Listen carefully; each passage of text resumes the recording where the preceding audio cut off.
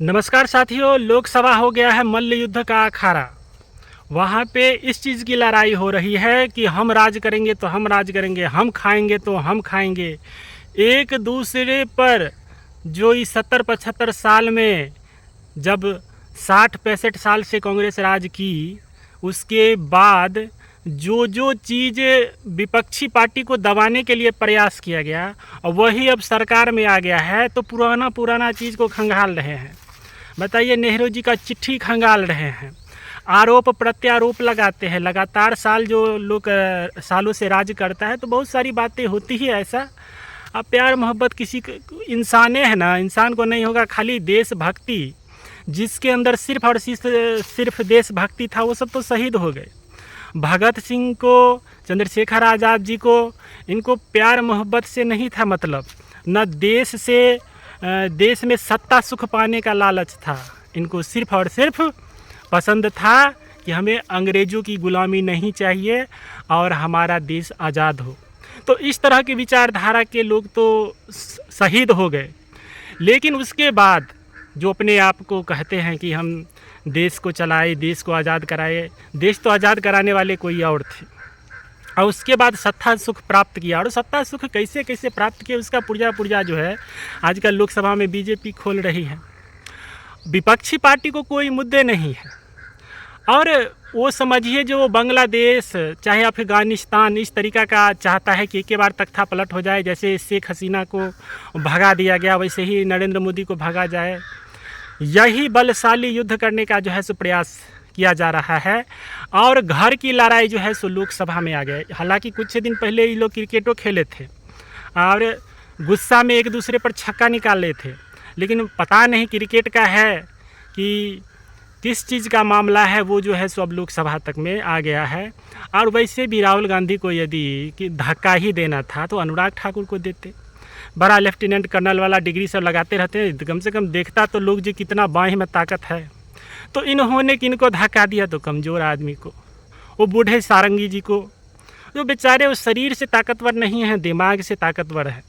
ऐसे ऐसे लोगों को वहाँ पे भेजा जाता है। लेकिन फिर भी आजकल हर तरह के लोग जो हैं उसमें, राहुल गांधी जी जो कहबो किए थे कि तपस्या से गर्मी पैदा होती है, और गर्मी से ऐसा गर्मी दिखाएं कि सारंगी जी को लुटका दिए, एक और राजपूत जी थे उनको गुरका दिए। लेकिन ड्रामा भरपूर चल रहा है। एक तरफ राहुल गांधी ने स्वीकार भी कर लिया कि हाँ हमने धक्का दिया, लेकिन धक्का से कुछ होता नहीं है। और ये बात में कितना सच्चाई है ये आप लोग बताइए। लेकिन हम लोग में भी देखते हैं, थोड़ा बहुत चोट लगता है उसको तो इग्नोर करते हैं। इससे ज़्यादा कपार फूटता है, हाथ पैर में चोट लगता है तो उसको इग्नोर कर देते हैं, हाँ वैसे ही ठीक हो जाता है। दुनिया में इतना टेंशन है, कपार फूटा है, लेकिन इसका ड्रामा भरपूर चल रहा है। बड़े बड़े अस्पतालों में सांसदों को भर्ती कराया गया है। उसके बाद कैमरा के सामने में देखिएगा रंग बिरंगा ड्रामा सब कर रहा है। अब देखिए, जो बड़े बड़े नेता, रक्षा मंत्री सब जा रहे हैं सांसद से मिलने के लिए, प्रधानमंत्री भी फ़ोन करके उनका हाल समाचार लेते हैं। आप एक तरफ से ड्रामा करेंगे तो ड्रामा तो दूसरी तरफ को, तो ये तो पूरा ड्रामा का ड्रामे है। जो अभिनेता के साथ आप खेल नहीं ना कर सकते, जो एक्टर खुद है उसके साथ आप एक्टिंग करिएगा तब तो खेल वो भी जाना जाता है। बात रहा देश का मुद्दा, चुनाव हर 5 साल पर आता है, उसके बाद हर महीना 2 महीना पर राज्यसभा का चुनाव रहता है, तो इसमें व्यस्त रहते हैं। पता नहीं हमारे विपक्षी दल को किस चीज़ का जो है सो खुन्नस चढ़ा हुआ है, हरियाणा का खुन्नस चढ़ा हुआ है कि महाराष्ट्र का खुन्नस चढ़ा हुआ है, ये सब पता नहीं चल रहा है। खुन्नस तो है, इसलिए बेचारे जो कमज़ोर सांसद थे, जो एगो दूगो मोटे तगड़े थे लेकिन देह में ताकत नहीं था, वैसे ऐसे लोग को उठा के बाजार दिए और उसके बाद अपने आप को खलीफा हीरो बन रहे हैं। अपने बराबरी के लोगों को ज़रूर ऐसा करना चाहिए।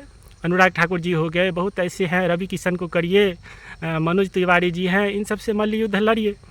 तो देश का मुद्दा जो है, कहा जाता है कि हर 1 मिनट पर 15 लाख रुपया जो है सो खर्च होता है भारतीय संसद में, लोकसभा में, राज्यसभा में, और उसका परिणाम और उसका न्यूज़ जनता के हित के लिए कोई भी बात नहीं आ रहा है, चर्चा हो रहा है। तो ये अमित शाह जी हो चाहे प्रधानमंत्री हो, वो नेहरू जी की पुरानका खंगाल रहे हैं, और ये लोग जो है सो इनका पुरानका खंगाल रहे हैं। और लड़ाई चल रहा है किसका? तो बाबा साहब का लड़ रहा है। तो बाबा साहब किनके हैं? बाबा साहब तो यहाँ नहीं है, लेकिन एक चीज़ जानना पड़ेगा, यदि बाबा साहब आज इतने भारतीय राजनीति में इतने मजबूत बनेंगे, ये किसी को अनुमान भी नहीं था। आज देख लीजिए, जो हमारे बाबा साहब हैं तो हमारे बाबा साहब हैं, इस चीज़ की लड़ाई लड़ रही है। लेकिन जब बाबा साहब स्वयं थे तब उनका कितना सम्मान हुआ था, उनको भारत रत्न क्यों नहीं दिया गया, ये सभी सवाल के घेरे में होता है।